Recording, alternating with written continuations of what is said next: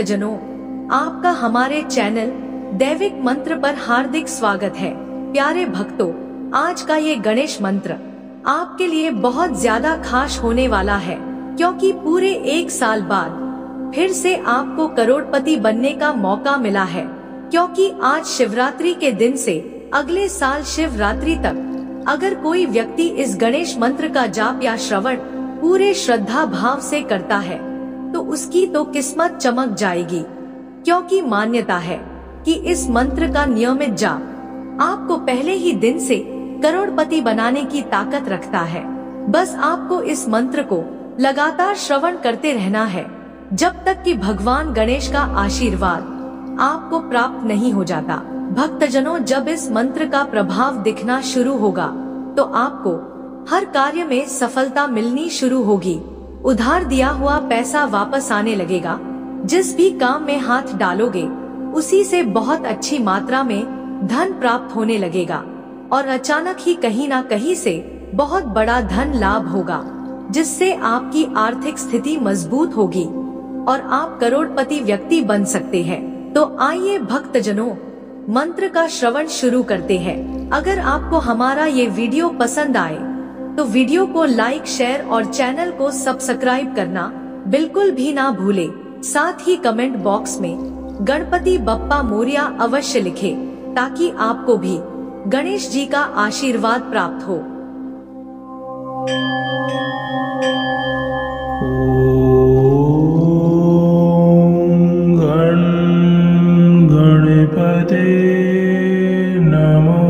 नमो नमः।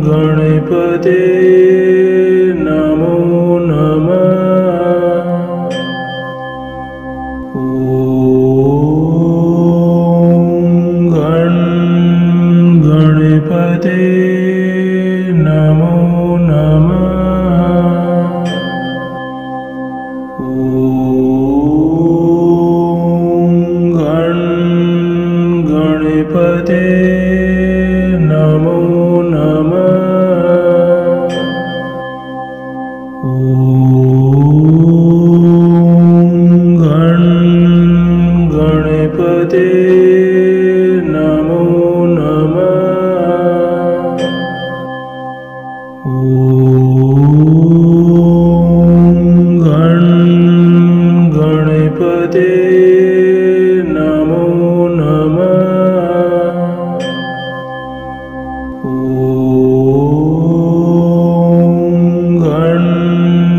गणपते नमो नमः।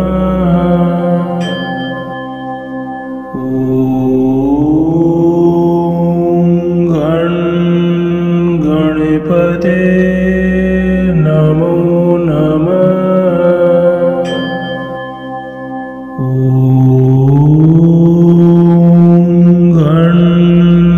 गणपते नमो नमः।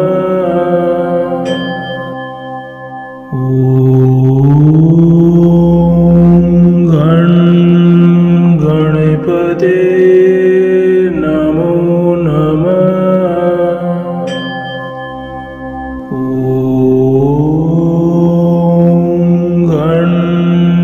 गणपते नमो नमः।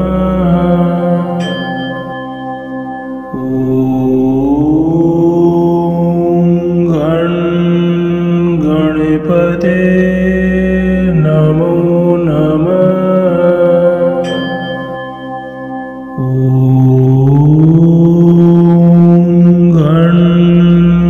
गणपते नमो नमः।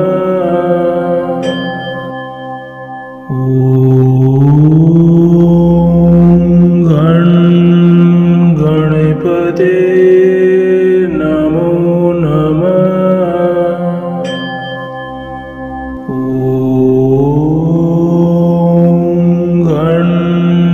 गणपते नमो नमः।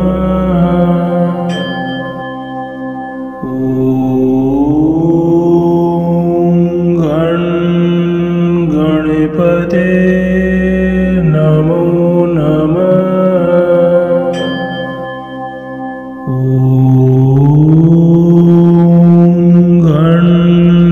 गणपते नमो नमः।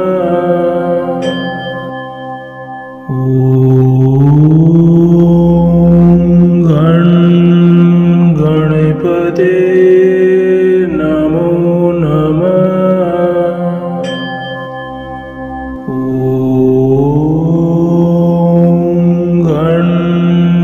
गणपते नमो नमः।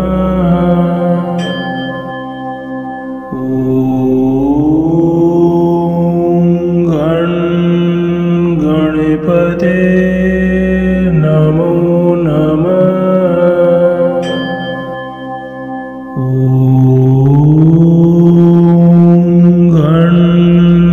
गणपते नमो नमः।